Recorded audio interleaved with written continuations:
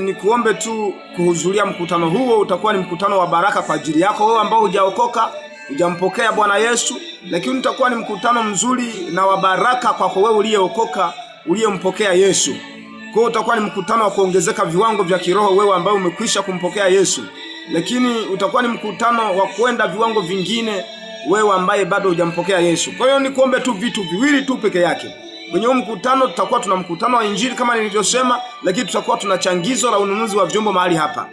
Jambo la kwanza ninalokuomba uniombee ili hii huduma tunayokwenda kuifanya mahali hapa izae matokeo, ipate matunda. Niombee, niwazie mema kwa ajili ya mkutano huu. Mungu akubariki. Jambo la pili ni kuombe sasa, changia kwa chochote. Toka chochote. Biblia inasema katika kile kitabu cha Nyakati wa kwanza sura 29 mstari wa 9, ndipo hao watu wakafurahi kwa sababu wametoa kwa hiari yao wenyewe, kwa sababu kwa ukamilifu wa moyo kwa hiari yao wenyewe wamemtolea Bwana. Mfalme Daudi naye akafurahi kwa furaha kuu. Tunaona kwamba chanzo cha watu kufurahi ni kwa sababu walimtolea Bwana kwa hiari yao wenyewe. Kwa hivyo chanzo cha furaha ni kumtumikia Mungu.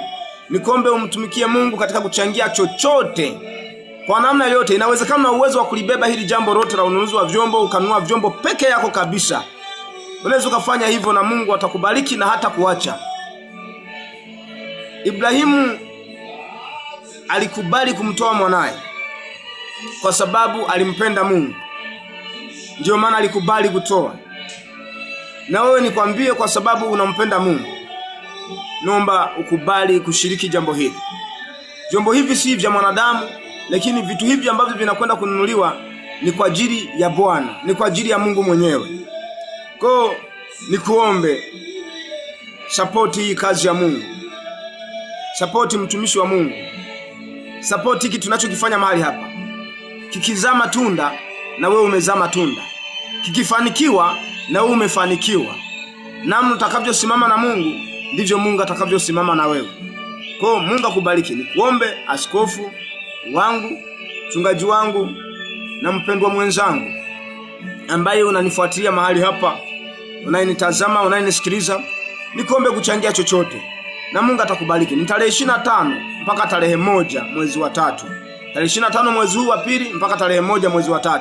Lakini ile tarehe 1 sasa ambayo ndio ya mwisho wa mkutano, ndiyo siku pekee ambayo tutakuwa tukiwakilisha sasa michango yetu. Wale ambao wamekwisha kupewa kadi na wale ambao hamjapewa kadi, lakini ukiguswa na kitu hichi, chanzo cha furaha ni kumtumikia Mungu.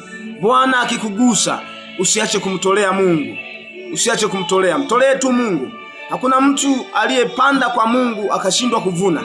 Panda kwa Mungu na utavuna. Mungu akubariki sana. Majina yangu naitwa mchungaji Irakoze Josephat Kagoma. Napatikana hapa Geita, Nyandorotoro. Pia napatikana kwenye mitandao ya kijamii. Ukiandika Irakoze TV YouTube unanipata mimi.